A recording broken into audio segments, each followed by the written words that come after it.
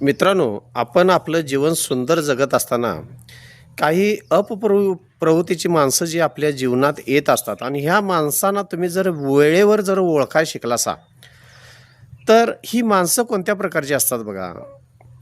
पाणी गायसुद्धा पीत असते, गाय दूध देत असते, साप पाणी पितो, विष ओकत असतो, कोल्हा पाणी पितो, तुमचं कोंबडी असेल, बकरे असतील, हल्ला करून, चोरी करून पळवून घेत जात असतो.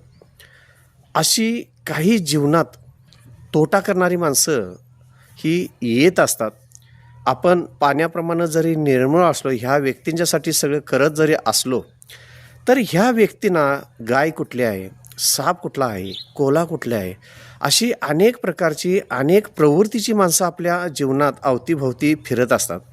फक्त आपल्याला आपल्या जीवनाचं सुरक्षिततेसाठी ह्या माणसांना आपल्याला वेळेत ओळखता आलं पाहिजे. नाही ते काय होतंय, ही सापाच्या प्रवृत्तीची, गायीच्या प्रवृत्तीची, कोल्ह्याच्या प्रवृत्तीची माणसं जर आपण वेळेत नाही ओळखली, तर आपलं आयुष्यामध्ये फार नुकसान मित्रांनो होत असतं.